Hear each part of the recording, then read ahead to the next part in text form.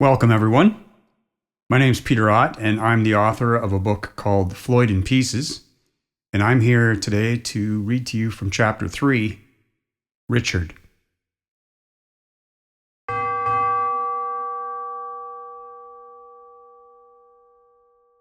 It's been 2 days, and I have yet to leave the apartment.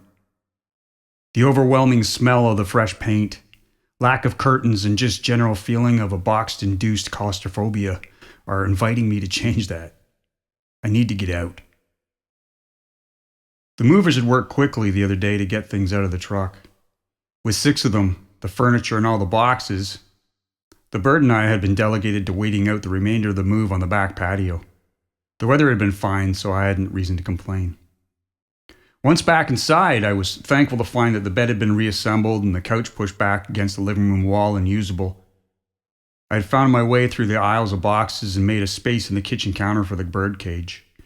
When I lifted the blanket covering the cage, the poor bird seemed to have shrunken into itself and was lying in a heap against the back wall. It appeared to be breathing. "Sorry about all this," I had offered softly. It didn't respond. I put the cover back down and left it to its thoughts.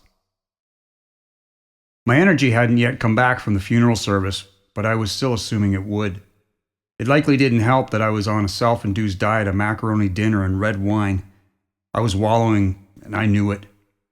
But I allowed myself this bit of time to adjust. Wasn't that what people were supposed to do? Give themselves time? At this point, it was the how much time I was questioning. I definitely needed to start eating better, so that was likely the first thing that I needed to get done today. The doorbell rang. Not the old phone type ring, but a gentle chiming song that seems to go on for a long time. I found my way through the boxed chaos before it even stopped. I opened the door to find it filled with a full-framed black man with an immense smile. "Good morning, Floyd. I'm Lawrence, the superintendent for the building. Good to meet you." He shakes hands with an energy that matches his huge white-toothed smile. He's trying not to make it obvious, but he's craning his neck to see what kind of world is developing beyond the door. "I wanted to come by and see how you were settling in," he chimes. "We are excited to have you. Anything you need." I can't imagine what I could need that he could provide. Perhaps he could reach inside himself and tear off a chunk of whatever he gets that energy from so I could swallow it. I'd take anything right now. "Really, nothing at the moment, but thank you," I reply, but then recant. Where's the closest supermarket?" Lawrence presents a small, well-used notebook from his back pocket and quickly sketches out a kind of map. Apparently it's not far, which is a blessing. "I know there are a couple tenants here that use a delivery service too, if that's of any interest." He jots down the number for the service, tears the page off the notebook, and hands it to me in a huge fist. "Expect to meet Cliff today too at some point. He's building security." I force a smile. "I can't wait. Thanks for the directions." I close the door quicker than I intend. I don't need him to see the obvious problems developing within. I move back into the living room and plant myself once again on the couch. A touch of dust has forced up with my careless fall into the cushions. The dust smells of home.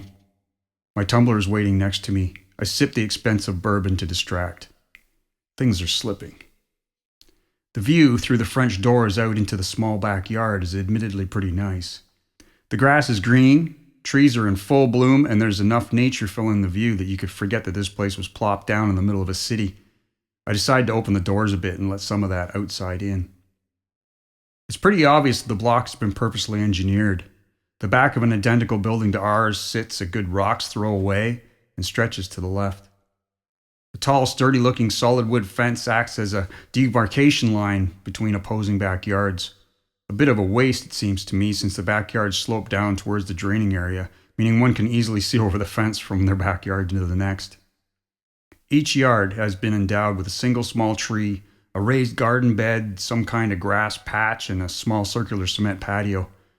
The same colorful composite deck chairs sit on said patios, all empty. I've been staring out at this space for days now and seen no one. I'm sure, though, that someone is over there looking back at me. I can't see in the offender's windows with the daylight, but I'm sure it's happening. Lawrence will get a report soon, I suspect. I need drapes. I continue to gawk outwards and notice something concerning. Most places have opted to erect side fences to shield themselves from those living next door. My left side fence is missing. I'm exposed. The good news, I guess, is that we have an enviable end unit. Marjorie wanted the light afforded by the extra wall, and I'd wanted one less attached neighbor. We'd both thought it worth the extra money.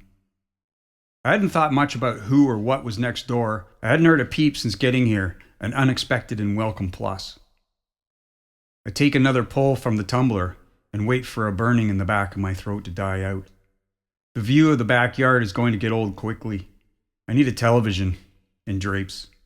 I try to attach these to the list in my head of things to remember, but instead drift off as a late afternoon nap overtakes me. You vile, taxing, God-forsaken piece of garbage. I'm jolted awake, my vision clearing in time to see a large white object sailing through the air and landing deep into the yard next door. The rectangular box rolls several times down the hill and comes to rest awkwardly against the fence.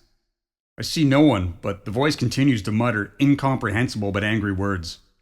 An unseen back door gets slammed shut and all is quiet once again. I sit up, now fully awake, and notice I've spilled the bourbon I was holding. Damn. It's expensive, and yes, I'm Dutch, so it physically hurts. Doorbell rings. What the hell's happening? As before, I make my way through the maze and, with much trepidation, open the door just enough to see who's on the other side. Mr. Henderson? I'm Cliff. The security guy looks at me questioningly through the cracked door. I exhale and start to open it, but then in the next breath notice an overwhelming smell of bourbon coming off me. Oh, God. I decide against it. Oh, hi. The super? Lawrence said you may be by. I open the door a bit more and slide my left hand through the widening crack. We awkwardly shake the wrong hands. I seize the opportunity. Is there anything I should know about the guy next door? I ask, still remaining safely at a smelling distance.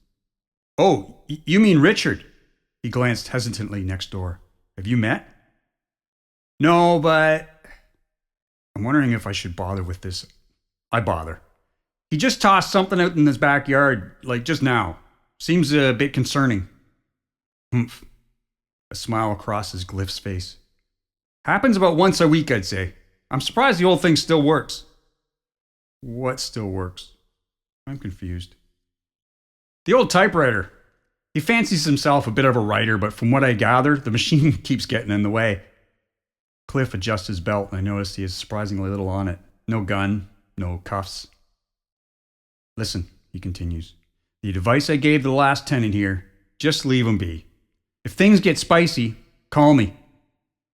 He produces a business card from his shirt pocket. I take it, feeling a bit like a drowning man accepting a lifebuoy when still on dry land.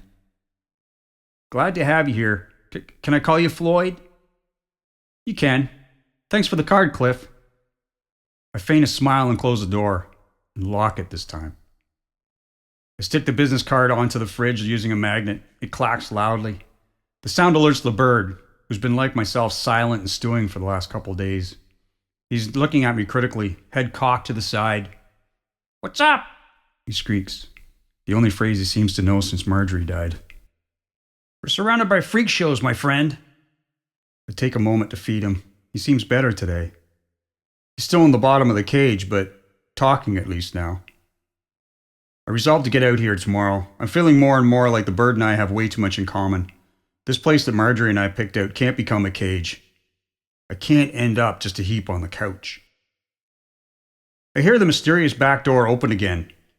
I move cautiously to my own door, which remains slightly ajar. A tall, white-haired man moves into our shared backyard. He places a smoking pipe down on a table and is making his way confidently down the hill. The smell of pipe smoke drifts into the apartment, reminding me of my father, whose well-worn pipe was always with him. It's funny how smells can so easily conjure up such long-lost memories.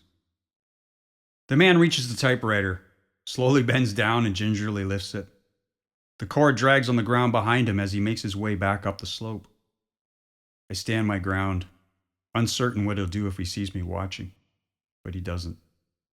I know this because he sets the typewriter onto the small backyard table and begins wiping it off.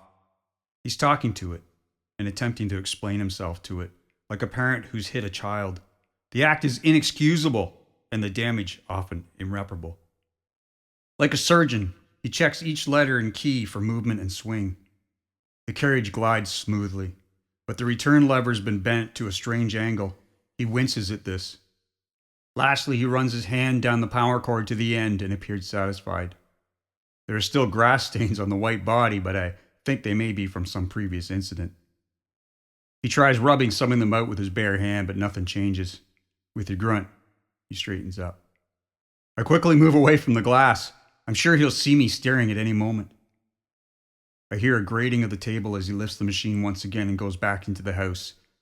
His door closes. I return to the window to verify he's gone. I assume that was Richard, the one that Cliff has warned me about. What I just witnessed leads me to think that there's more to him than what I've heard. Time will tell.